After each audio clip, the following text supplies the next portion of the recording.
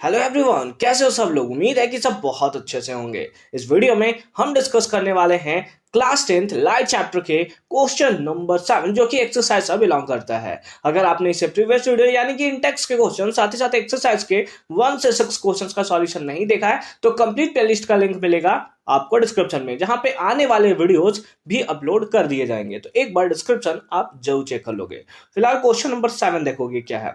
We wish to obtain an erect image of an object। Erect मतलब हमें एक सीधा इमेज का फॉर्मेशन करना है, ठीक है। उल्टा नहीं होना चाहिए, सीधा होना चाहिए। यूजिंग अ कॉनकेव मिरर, और वो भी किसके थ्रू, तो कॉनकेव मिरर के थ्रू, जिसका फोकल लेंथ कितना है, 15 सेंटीमीटर है। What should be the range of distance of the object from the mirror। तो वो डिस्टेंस कितना होना चाहिए ये हमसे पूछा हुआ है। साथ ही साथ हमसे पूछा हुआ है कि what is the nature of the image.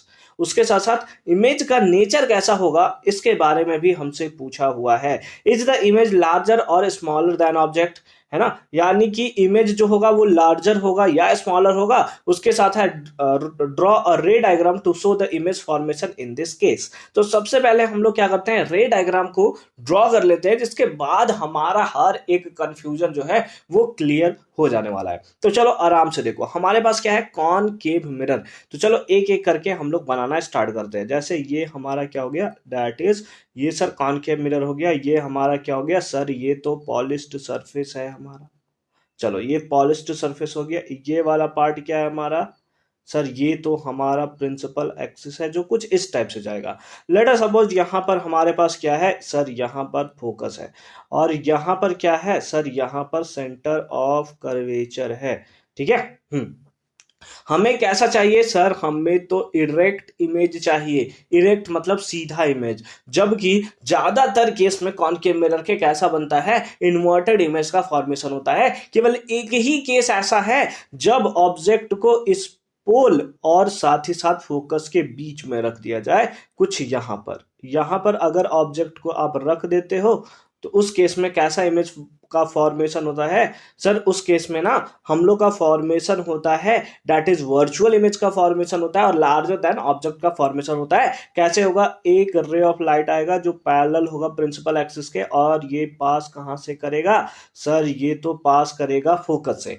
उसके साथ साथ एक रे ऑफ लाइट और आता है जो यहाँ पर कहां से पास करता है, दैट इज पोल से, और उतना ही एंगल के साथ क्या हो जाता है, डाइवर्ट हो जाता है। तो ये कभी भी इस पॉइंट पर मीट नहीं करेंगे, जिसके कारण हमें क्या करना पड़ेगा कि इसको डॉटेड लाइन के थ्रू हमें इसे ज्वाइन करना पड़ेगा, है ना। डॉटेड लाइन के थ्रू हमें क्या करना पड़ेगा, इसे ज्वाइन करना पड़ेगा। तो कुछ यहां पर फॉर्मेशन होगा किसका, इमेज का। यहां पर किसका फॉर्मेशन होगा, इमेज का फॉर्मेशन होगा। तो हमसे क्या पूछा था, एक एक करके हम लोग देखो।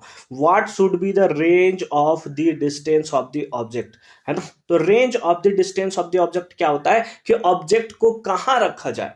तो ऑब्जेक्ट को सर हमें पोल से और फोकस के बीच में रखना है, यानी कि 0 डिस्टेंस से लेकर, और हमें फोकल लेंथ भी दिया हुआ है कितना, 15 सेंटीमीटर, यानी कि 0 से 15 सेंटीमीटर के बीच में जहां पर भी रखे हम लोग, हमें कैसा इमेज का फॉर्मेशन होगा, इरेक्ट इमेज का फॉर्मेशन हमें देखने को मिलेगा। तो इसका रेंज ऑफ द ऑब्जेक्ट, है ना, range of distance of the object जो आपको यहां पर गिवन है, बस यही चीज आपको कितना देखने को मिलेगा, दैट इज ये आपको देखने को मिलेगा 0 to 15 सेंटीमीटर। तो इस बात को हम लोग लिख लेते हैं कहीं नीचे की तरफ, ठीक है।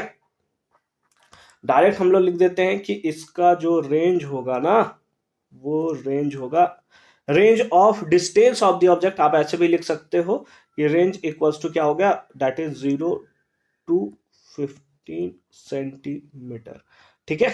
चलो अच्छी बात है। उसके साथ साथ हमें और क्या पूछा हुआ था, what is the nature of the image. अच्छा, नेचर के बारे में इसका पूछा हुआ गया है हमसे। तो चलो नेचर भी लिख देते हैं। नेचर सर, नेचर क्या होगा सर, ये तो पहली बार डॉटेड लाइन के थ्रू इमेज का फॉर्मेशन हो रहा है, यानी कि ये कैसा है, वर्चुअल इमेज का फॉर्मेशन है।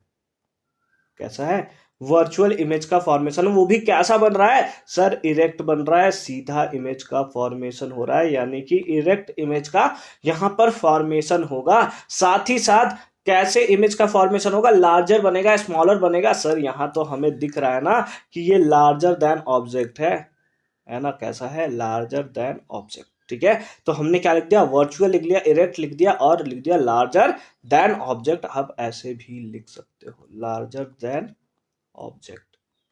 ठीक है, तो इस बारे में हमने तीनों के बारे में बता दिया। आप साथ ही साथ लिख सकते हो बिहाइंड द मिरर, ये भी अगर आप इसमें ऐड करना चाहो तो ऐड आप कर सकते हो। ठीक है, तो देखो क्या क्या हमें दिया हुआ था, हमसे पूछा हुआ था फोकल लेंथ इतना दिया, what should be the range, range हमने लिख दिया 0 से 15 सेंटीमीटर के बीच में कहीं भी ऑब्जेक्ट को रख दो, इरेक्ट इमेज ही फॉर्मेशन करेगा। What is the nature of image, erect, virtual, erect और लार्जर देन ऑब्जेक्ट। ठीक है, इज इमेज लार्जर और स्मॉलर, यही आ गया इसमें, और उसके साथ साथ रे डायग्राम ड्रॉ करना था, वो भी हमने ड्रॉ कर दिया। आई होप कि एक एक एकदम छोटा से छोटे लेकर हर एक बात, हर एक कॉन्सेप्ट आपका क्लियर हुआ होगा। अगर आपका हर एक कॉन्सेप्ट क्लियर होता है तो चैनल को सब्सक्राइब जरूर करो भाई। ठीक है, उसके साथ साथ क्वेश्चन नंबर 8 का सॉल्यूशन अगर आप देखना चाहते हो तो उसका लिंक मिलेगा आपको डिस्क्रिप्शन में, डिस्क्रिप्शन चेक करना मत भूलना। मिलते हैं आपसे अगली वीडियो में, अच्छे से पढ़ाई करते रहिए, ऑल दी वेरी बेस्ट।